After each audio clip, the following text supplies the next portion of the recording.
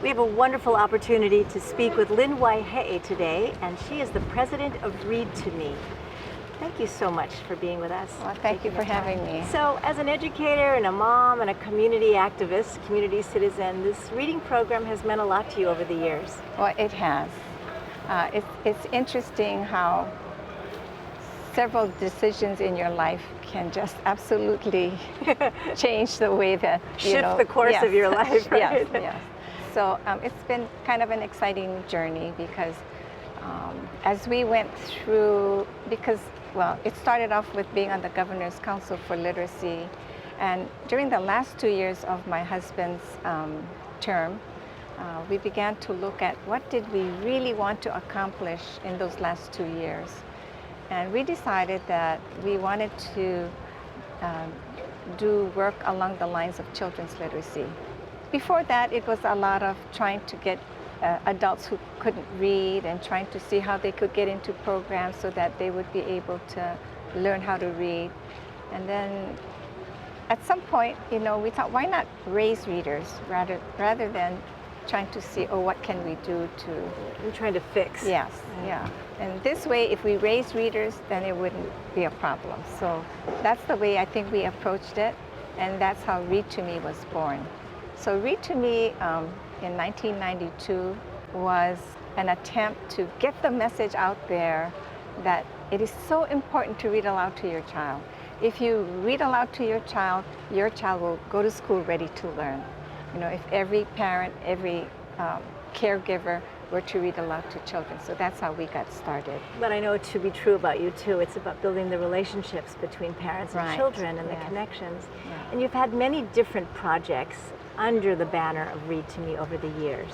When we first started out, it was just about getting the word out. So we just went to a lot of schools, preschools, and community organizations to talk about why reading aloud is so important and why it's critical that parents read aloud to their children.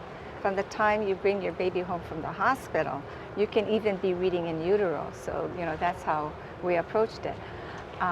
But over time, besides doing those presentations, we managed to do a prison literacy project where inmates could read stories, and we would provide all the books, and then they would read the story aloud. Then we would send the tape and assigned they could write something in the book, and we'd send both the book and sweet. and to their families, their children. Yes, and for a number of them, it was the first time that they began communicating with their child, because up to that point, it was they're not part of the child's everyday life. But when this program started, some of them had never, there was one young man who hadn't talked to his father. He was so ashamed of his father, but when the book came, for the first time, he asked, "Mom, is that Dad? I want to talk to him." And that's how the communication started, through a book and the father taking the time to send a book and a tape to his son. And now your program, not only Read to Me, has evolved into writing stories as well. Yes. So over at the Women's Community Correctional Center, they are actually writing their own stories, illustrating their own stories, and then we have them published, and they get to send that book home to their child along with the tape, a reading of the story. Well, you've made a lot of sense in encouraging our listeners to read to each other, not only to children, but to each other as well. One parting thought about reading and about connections.